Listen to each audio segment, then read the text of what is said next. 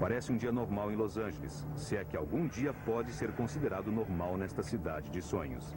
Mas hoje é um dia diferente, porque o sonho vai se transformar em pesadelo.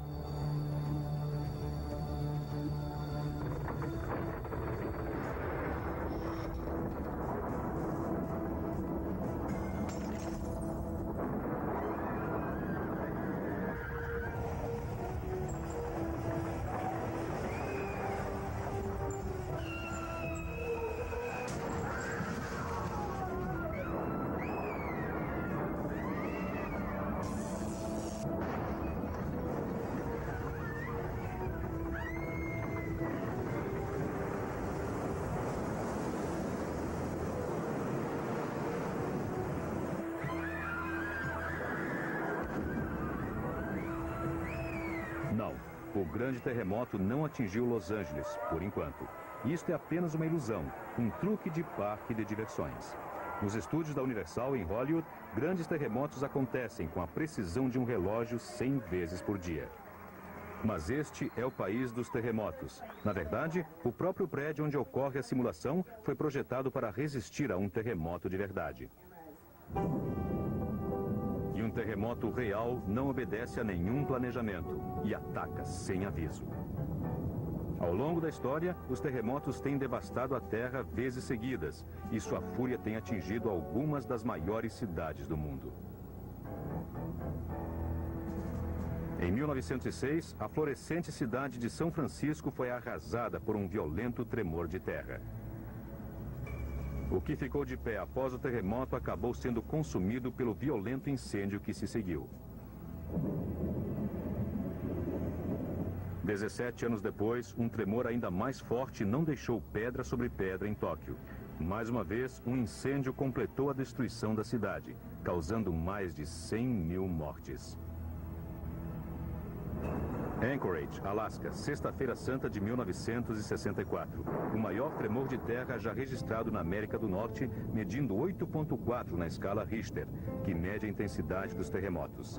O chão tremeu sem parar durante 4 minutos, abrindo largas fendas no solo e produzindo elevações de mais de 7 metros de altura. Tangshan, China. Em 1976, mais de 250 mil pessoas morreram no terremoto mais devastador dos últimos tempos.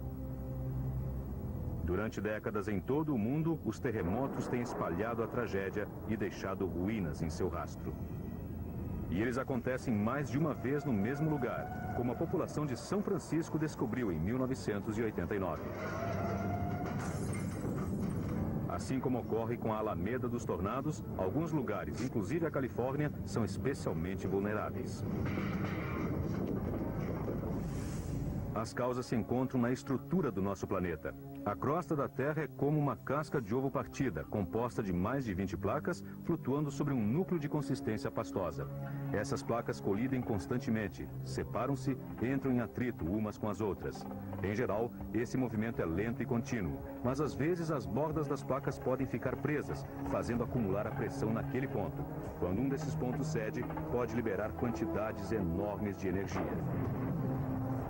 Isto é um terremoto. E isto é o que ele pode fazer. Em janeiro de 1994, quando o terremoto de Northridge abalou Los Angeles, ele afundou rodovias, deflagrou incêndios, transformou edifícios em ruínas. Em questão de segundos, algumas áreas da cidade sofreram sérios abalos. O mesmo aconteceu com muitas vidas. Casas foram destruídas, entes queridos desapareceram ou foram sepultados entre os destroços. Por sorte, uma equipe de elite estava preparada para enfrentar tais consequências. Esta vanguarda de heróis é formada por membros de uma unidade especial do Corpo de Bombeiros de Los Angeles, chamada USER, Busca e Resgate Urbano. Grupos semelhantes existem no mundo inteiro, mas o USER de Los Angeles pode ser o mais eficiente deles. Sua missão é localizar e resgatar vítimas presas nos escombros. Sua arma secreta é o treinamento, num curso exaustivo chamado O Moedor. O objetivo aqui é tornar os exercícios tão reais quanto seja possível. Os recrutas agem no meio de uma paisagem urbana simulada, enfrentando todas as consequências habituais de um grande terremoto. Encanamentos de gás rompidos e vazamentos de combustível fazem do fogo uma permanente ameaça pós-terremoto. Mas existem outros desafios ainda mais difíceis de enfrentar. A localização de vítimas em prédios desmoronados requer um treinamento especial e equipamentos de alta tecnologia, como a SearchCam. Esta minúscula câmera de vídeo fica na extremidade de um cabo de fibra ótica. Ela pode atravessar uma fenda estreita, de modo que a equipe de resgate localize a vítima e avalie sua situação. Captei uma imagem. Estou avistando uma mulher, cerca de 20 anos, deitada. Ei, pode me ouvir? Pode me ouvir? Bata 5 vezes. Uma das armas mais eficazes no resgate em desmoronamentos urbanos tem 4 patas e um corpo peludo. Os cães podem examinar depressa uma área muito extensa, localizando vítimas com mais rapidez do que as máquinas ou os seres humanos. De Northridge, a cidade do México, como no atentado à bomba de Oklahoma, os cães têm ajudado a salvar vidas humanas em catástrofes urbanas. Tá tudo bem? Mas localizar as vítimas é apenas metade da batalha. Tirá-las dali com vida pode ser muito mais complicado. As provas de trabalho em confinamento são a parte mais árdua do programa de treinamento do User. É um teste muito severo para o corpo e para a mente. É muito escuro, muito perigoso. Há uma porção de tetos desabados. Se você tem claustrofobia, pode se tornar um problema.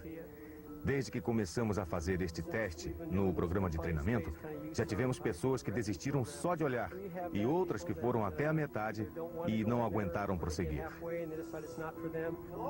Oi! Alguém está me ouvindo? Para um sujeito corpulento, isto é um desafio. É preciso diminuir de tamanho para entrar em alguns desses lugares. Isto está muito parecido com o que enfrentamos em Northridge. A única diferença é que lá ainda estavam ocorrendo pequenos abalos. Temos uma vítima aqui com um ferimento na cabeça. Estas áreas desmoronadas e esses espaços estreitos se parecem muito com os resgates que fizemos naqueles apartamentos. E também com o resgate do Sr. Pena, lá em Northridge.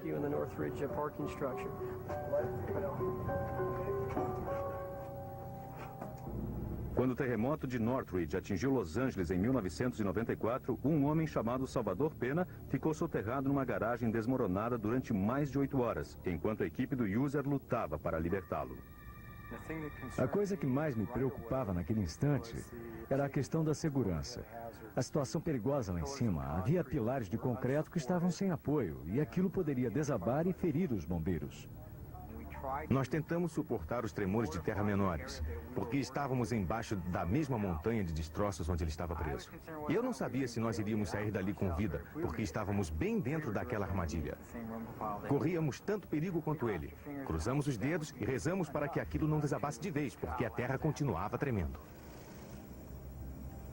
Enquanto o chão continuava a tremer com os abalos menores, a equipe do User trabalhava nos destroços. A coisa que mais preocupa a gente num desses pequenos abalos posteriores é que aquele espaço estreito não se torne menor ainda. A sensação que se tem é que tudo vai desmoronar de um instante para o outro.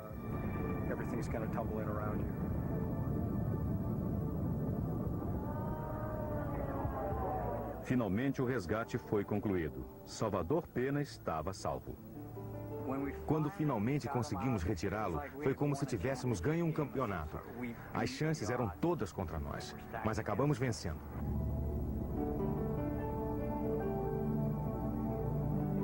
Vê-lo ir para o hospital ainda vivo, depois de tudo que passamos, foi uma alegria tremenda, porque na verdade ele tinha muito poucas chances. Pena recuperou-se de seus ferimentos, mas o trabalho do User não parou aí. Em 1 hora, alcançamos os prédios de apartamentos de Northridge Meadows, que ficavam a cerca de 1 quilômetro dali. A situação lá era muito diferente. Os sobreviventes já tinham sido recolhidos por outras equipes e coube a nós a tarefa de resgatar os corpos. É uma coisa chocante. Uma dessas situações onde a gente precisa se concentrar na tarefa que está executando.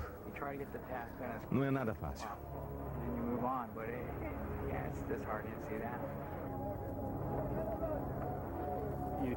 A gente procura não projetar emoções naquilo, porque está lá para fazer um trabalho. E é preciso ajudar as famílias, dar aos sobreviventes algum tipo de apoio.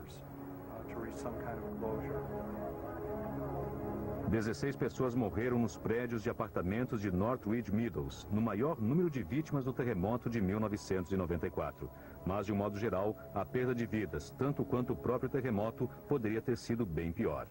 Os californianos ainda esperam o grande terremoto e talvez não precisem esperar por muito tempo. A maioria dos especialistas concorda que um tremor de terra está cada vez mais próximo. Afinal de contas, a região se situa sobre uma verdadeira teia de aranha de falhas geológicas, incluindo a enorme falha de San Andreas. Quando atingir esta cidade de 11 milhões de habitantes, o terremoto poderá provocar milhares de desabamentos e vítimas aprisionadas nas ruínas. Os serviços de emergência logo estarão sobrecarregados. Foi o que aconteceu em Kobe, no Japão, em 1995. Um terremoto de magnitude 7,2 ocorreu pouco antes do amanhecer do dia 17 de janeiro, exatamente um ano após o de Northridge.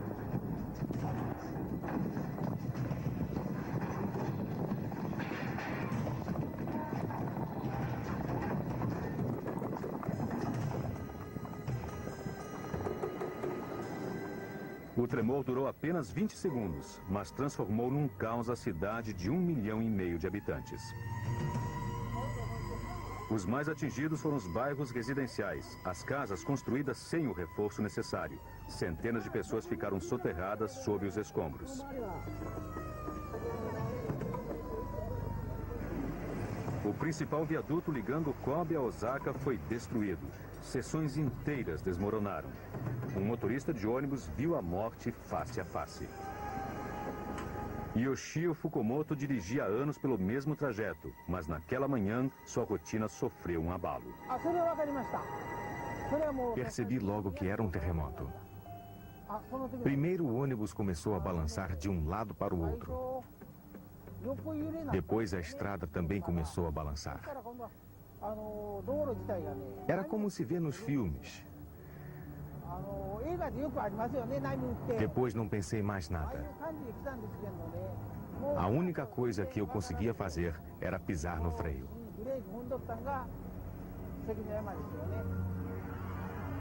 Quando o ônibus finalmente parou, a estrada à nossa frente tinha afundado. Por sorte, naquela hora da manhã, havia apenas 3 passageiros no ônibus. Se ele estivesse levando um peso maior, talvez não conseguisse parar a tempo. Com o ônibus oscilando na beira do abismo, Fukumoto conseguiu manter a calma e ajudou os passageiros a sair pela porta traseira. A imagem é arrepiante e um lembrete de que num terremoto, a diferença entre a vida e a morte pode ser medida em centímetros. Em outras partes da cidade, o fogo se alastrava fora de controle. Os bombeiros enfrentavam tremendos obstáculos. Ruas bloqueadas por entulho, tubulações de água rompidas, comunicações cortadas. O treinamento e o planejamento foram deixados de lado. Centenas de quarteirões arderam até o chão. No final, aquele foi considerado um dos piores terremotos que já atingiram uma cidade moderna e o mais caro na história das catástrofes naturais. Kobe também viria a se tornar uma espécie de caso padrão para especialistas em terremotos do mundo inteiro. Nós não estávamos preparados para o que encontramos em Kobe. A devastação causada pelo fogo foi tremenda. Havia uma porção de edifícios modernos completamente tortos, afundados na rua. Muitos prédios parcialmente desmoronados. É o que chamamos de panquecas, quando andares do meio ficam totalmente achatados. Ver uma cidade moderna com construções modernas ficar naquele estado nos fez reavaliar a situação, sabendo que coisas semelhantes podem voltar a ocorrer nas mesmas circunstâncias. Cerca de 5.000 pessoas morreram em Kobe. 250 mil edifícios foram destruídos ou avariados. O simples trabalho de remover os destroços demoraria anos. A escala da devastação aqui foi maior do que a de Los Angeles um ano antes, a despeito de muitos dos prédios de Kobe terem sido construídos pelos experientes japoneses, já levando em conta a possibilidade de um terremoto. Muitas das pessoas desabrigadas pelo terremoto ainda vivem em abrigos temporários, esperando que as autoridades decidam onde e como seus bairros serão reconstruídos. A população pode precisar de muito mais tempo para readquirir confiança. É difícil recuperar o senso de normalidade quando nosso ambiente diário foi reduzido a ruínas.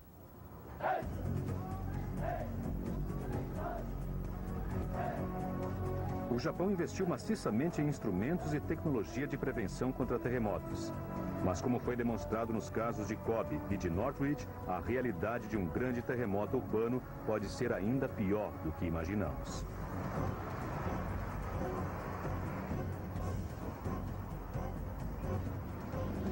As pessoas no Japão e na Califórnia estão acostumadas com os terremotos e preparadas para o inevitável. Mas a maior parte das grandes cidades do mundo vive em total despreparo. E muitas delas correm perigo real. Poucas pessoas sabem que mesmo a cidade de Nova York está situada não apenas sobre uma, mas sobre várias falhas geológicas. Com o seu acúmulo de torres de aço e vidro e com o envelhecimento de sua infraestrutura, mesmo um terremoto de proporções moderadas poderia produzir aqui um desastre de proporções inéditas. Podemos apenas especular sobre o que poderia acontecer. Transportes, comunicações e serviços de emergência, tudo entraria em colapso. A dificuldade de atendimento faria multiplicar o número de vítimas fatais. Com o desabamento de pontes, túneis e rodovias, Manhattan logo se veria isolada do resto do mundo. As torres do World Trade Center e a maior parte do distrito financeiro iriam desabar e incendiar-se, enquanto o solo poroso se transformaria em areia movediça. O número de mortos seria espantoso e os prejuízos incalculáveis. A cidade de Nova York, como centro financeiro, cultural e populacional, deixaria de existir. Tem fumaça e fogo por toda parte. A cidade está devastada. Haverá outro grande terremoto. Em Los Angeles, Tóquio ou em alguma outra parte. Pode acontecer praticamente em qualquer lugar, a qualquer hora, pois é assim que os terremotos atacam. Terremotos como os raios e os tornados atacam quando querem, não quando nós esperamos. E eles sempre preferem atacar sem aviso.